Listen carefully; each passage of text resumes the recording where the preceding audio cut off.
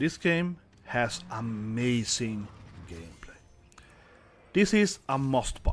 Khazan is truly an amazing game. As a media guys, I like this game much more than Wukong, and I really like Wukong, guys. See, this game is 100% focused on having just really good core gameplay, which of course in a Souls-like game is the combat, right? And the combat in this game is snappy, it's responsive, and one thing I really love in this game is you can do really good combos on the bosses and yet block, okay? So the game allows you to like parry and dodge in between your combos, makes the game much more aggressive, it's quicker, it's faster. Of course, if you played other Souls games, the game is probably closest to Nioh in gameplay wise, and definitely a much more Sekiro feel than like a Souls or an Elden Ring feel, and also somewhat similar to Stellar Blade. But overall, a really fantastic game, and I'm going to go into why I really love this game. But first and foremost, I want to compare a little bit to Wukong though. And the reason I want to compare Khazan to Wukong is because this game is basically the opposite of Wukong, okay? Wukong last year was a great game, but I felt that game was really good with all the nuanced details, you know, the anime, the really cool side stories, the dialogue, the quest lines, everything around the game, right? But the actual combat design of Wukong, I wasn't really impressed by. And I feel this game is actually just complete reversion, right? Khazan instead has amazing combat, really great dodging, combat snappy, all the good stuff, but everything around it otherwise isn't very impressive, right? The storyline is like whatever, there's no like cool animations, you get my point, anime is like whatever, so it honestly to me is a better game than Wukong, but again, it's a reverse Wukong, right? So I just want to really start in the video saying that, because I know some people probably would prefer a game like Wukong, which is more like a full picture, so to speak, of a game, right? But if you're like me, and you really love just the combat, right? You really focus on the gameplay, the core gameplay loops, right? Then this game is going to be a much better game for you than Wukong was. As a side note, right, I keep saying it, but Sekiro is my favorite fromsoftware game, so I think that's where I'm coming from. But also, I want to point out that last year, I liked Stellar Blade a lot more than Wukong. Because while Stellar Blade's storyline was kind of like predictable, whatever, sci-fi and so on, but the combat Stellar Blade was just fantastic as well. So that's where I'm coming from. But anyway, guys, let's first analyze and review the actual combat in this game. And then we talk about some of the other parts of it, the level design, and also, I guess, the story, which is kind of tasty. And lastly, I have to end this review though on a negative note. And yes, there is a goddamn poison lake stage. Khazan is a great game, but first of all, it's to iterate here, right? The game, of course, is very Souls-like. You have a climbing stage, you have the poison stage, you get my point. I'm not gonna spoil the full game here, of course, but, you know, everything you expect from a Souls-like game is gonna be there. Don't get me wrong, absolutely. I really enjoy the combat here in this game so much because, like I said in the intro, you can very easily in this game do a full combo, yet be able to parry.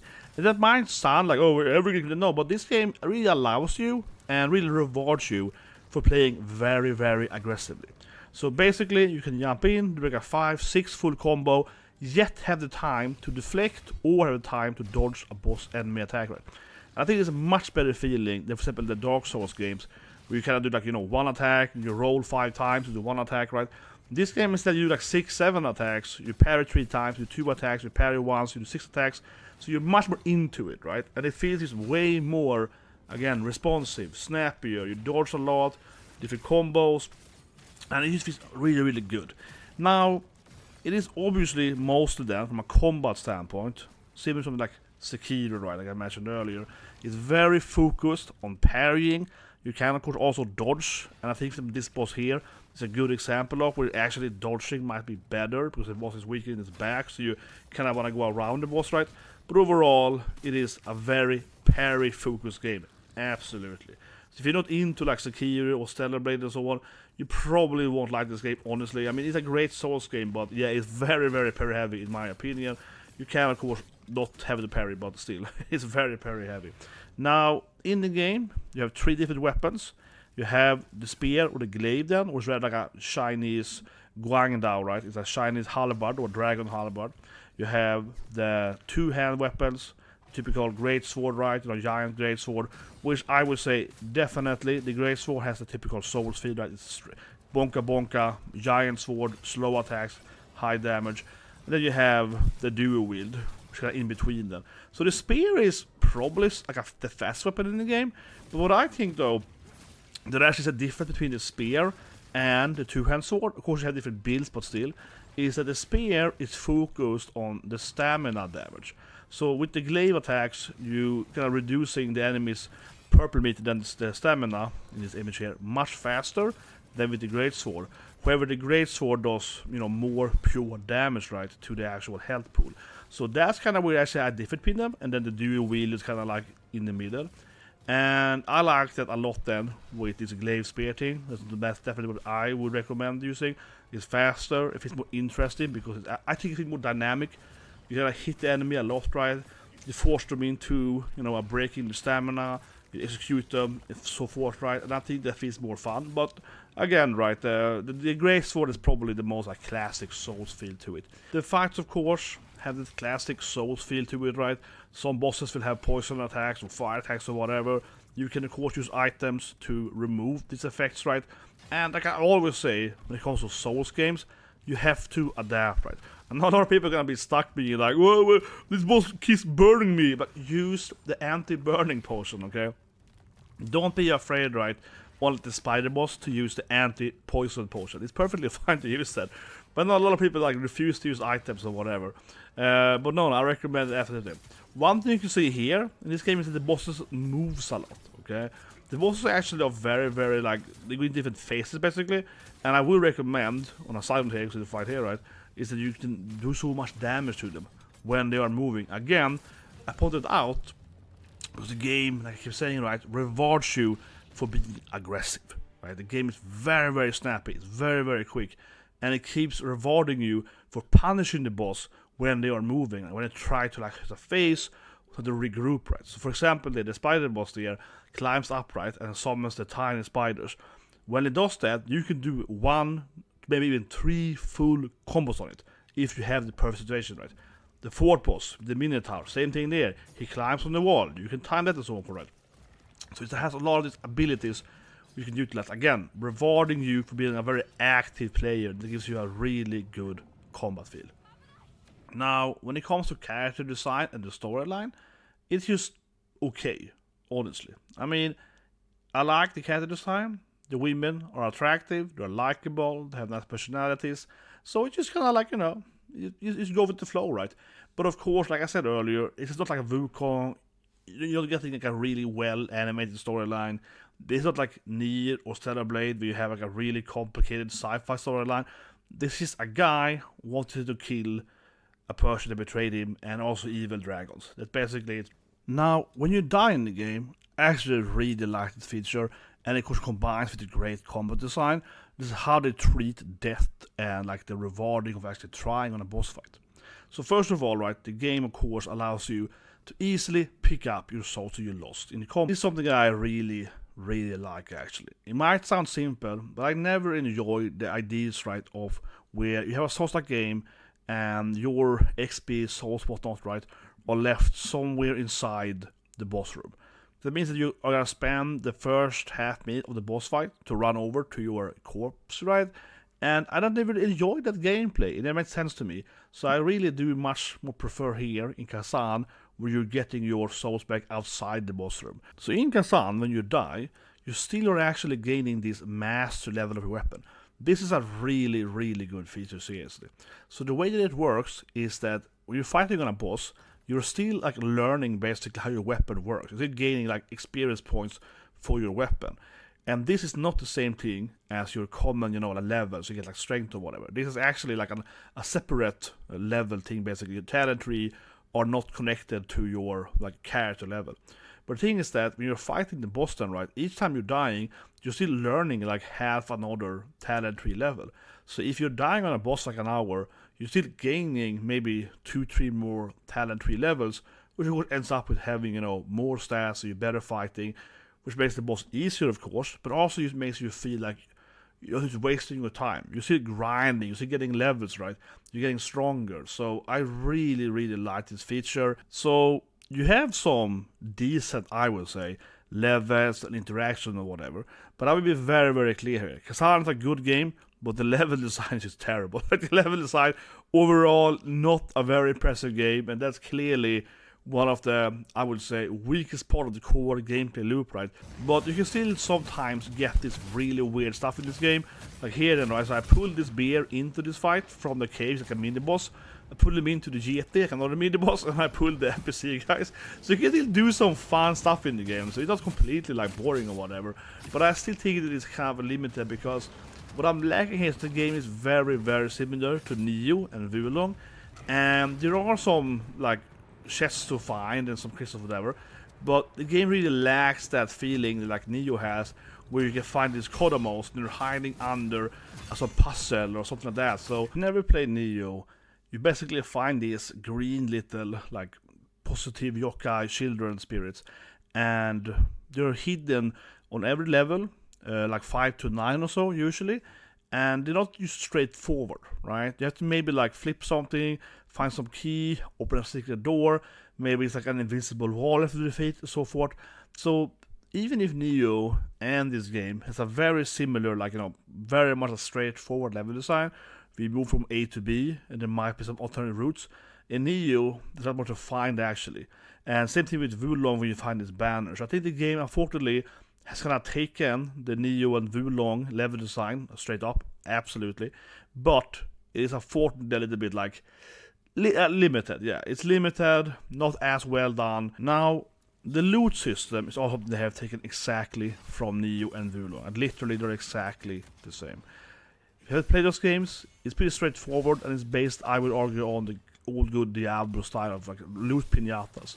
So you fight an enemy, especially these like revenants or whatnot, right? They will drop, random loot, right? Everything from common to, of course, like super legendary rares. You find the items here that reinforce dual wield there, and then of course it will have random stats on it as well, right? So you can find like a spear with the same name, the same like purple rarity, but one of them has like increased fire damage, the other one has increased frost damage, right? And the third one has like increased loot or whatever. And just like those other games then, you also of course will have some kind of set bonuses. So if you find the better items, they will have some kind of, if you have all 5 of them, you get, more increased drop rate, or you get a bonus to damage, or bonus to stamina, and whatnot, right? So of course you want to find set pieces, and some enemies will obviously drop more of these, right? They have a certain chance of dropping, like, let's say this sword boss has a chance to drop the executioner's gear, right? So you fight him once, you get like 2 of those, and if you can go back to the stage, you can farm him to get the whole 5, 6 set items. This is exactly how Nioh works. You have typical hub, right, with different NPCs, and here then of course you can go and disenchant your items, right, which turns into levels. Then you can buy other items and so forth. You have a blacksmith, etc. So this hub is basically exactly like you expect from a soulslike game, right? You have a bunch of NPCs, with different roles, and then you can unlock, of course, side stories like extra fights, so mini bosses or whatnot, level up stuff. This works more or less exactly the same like any other Souls game, right? As Elden Ring or Nioh or whatnot. You know what I mean. Vitality gives you health points. With the spear, you don't want strength, you want willpower or prof bonus. Endurance gives you more stamina, whatever. It's the exact same thing in the game. As a side note, you can see my build here, right? This was during kind of mid in the game, and I usually always play like this, where I have no vitality in these games, right? They will see me on the stream, I never go vitality, I have a full DPS, and then I use parry and I dodge, right, and the boss goes faster down. And honestly, I always find easier, especially this kind of game, because I said earlier, right, it does reward you for playing very aggressively, and you have a lot of more opportunity in this game to actually do damage compared to like Elden Ring or whatnot. For that reason, I would definitely recommend trying out my builds, like I'm doing here, like full DPS build, right? Because as long as you parry correctly, you will break their stamina all the time, right? Especially at the Revenants. I will like one-shot them with one combo with this build. So it actually makes the game arguably, I think, easier than having like a full tank spec or something. So I don't really get that, in my opinion. Not at all. Maybe it's easier to play full tank because you use tanks and whatnot, and you can do a lot more mistakes, I suppose. But full DPS and not just basically way faster. Anyway, that's my nerd opinion about DPS or whatever. But that brings me though to one thing I wanna say here. Okay, so I really like the game, right? I absolutely recommend you guys buying the game. It's a fantastic game and so on. But there's one thing that happened today. A big issue that's happened in this game today is that the developers has nerfed 2 bosses. Okay, and a lot of people say, "Oh, you're hardcore elitist." Yeah, I'm right. I am a goddamn hardcore guy. No, but seriously, nerfing bosses before the game's even released, because it's coming out today or tomorrow, depending on the time zone. It's a really bad, precedence, right, for the actual game development. See, I worked on a bunch of games in my life, right? And when you are the game designer on a game, trust me, you have to fight all the time not to allow your CEO or producer to ruin your game design. Okay, seriously. I worked on this game a couple of years ago, and basically the game was nerfed like 6-7 times before release, right? Because every time we made a new stage or a new boss or whatever, the producer would whine, the CEO would whine, "Oh, the game is too hard, who's gonna buy this game," and so on, right? But that game, this game here, was focused on the hardcore players, right? We were making a very, very hard game. When you're making a hard game, you're aiming at the niche player, right? You're aiming at the hardcore player. We're not making a game for everyone, we're making a hard game, right? So this game here is now then catering to the noobs that are complaining that specifically the third boss Viper is too hard in this game, so they nerfed the third boss and also another boss. That to me is a terrible, again, like precedence for this game and a wet blanket over the whole game. Because again, right, that means that instead of just, focusing on your core audience, right, people that want to have a hard game, you're trying to adapt this game to the broader audience, the mainstream noobs, right? This is not the game for them. Okay, I'm sorry, this is a goddamn Souls-like game, and probably one of the hardest Souls games ever done. This game is not aiming at the mainstream audience, right? Don't cater to them. They will only lead you to lose the main fans, right? You, as the player, have to adapt to the game. Don't expect the game to adapt to you, right? When you're playing a video game, you're not entitled to beat the game. You have to actually defeat the game on its own merits, right? So I'm really, really bothered and afraid, honestly, when these developers are catering to people crying about a boss being too hard, right? Those people have not, trained, improved the system, whatever, or, of course, changed their actual strategy. Every boss has a weakness, right? Some bosses can't handle ice magic, they can't handle fire magic. Some bosses can't handle the spear, right? Or maybe you have to change your spear talent tree or whatnot. Do that first, right? A lot of people haven't even tried to respec, right? It's always like that. You, as the player, should adapt to the boss. Don't expect the boss to adapt to you because you are a terrible player, right? So it's really, really bothers me. Even worse though, this game actually has an easy mode. Just play on easy then, right? And honestly, the Khazan devs here has a massive fault here, massive fault, is that they have nerfed these bosses on both normal and easy. Why not only nerf it on easy then, right? If you have 2 modes then, say that, okay, this Viper boss, he's too hard, so we are making him half as hard on easy, right?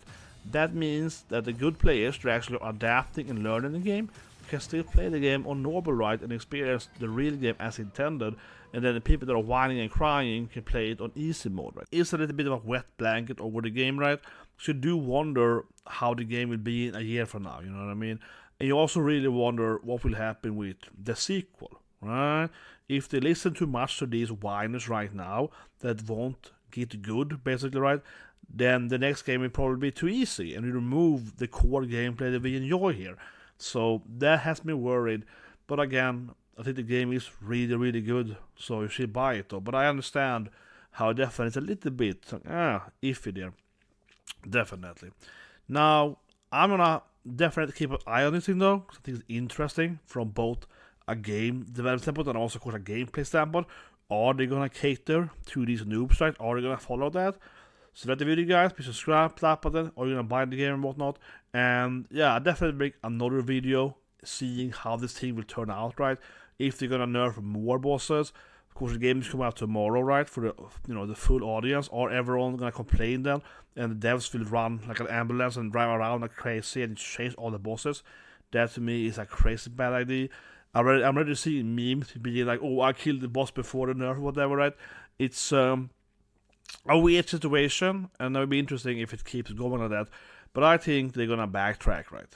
I really think they're gonna do like I said earlier, where they will allow normal mode to be like intended, of course, and then easy mode be like, well, if you want the boss easier, go on easy mode, and we made easy mode even easier because you complain too much. You know what I mean? Just allow that, right? Allow the whiners to go over there, and of course, play on easy mode, with all the children. Anyway, guys, see you guys and have a great day.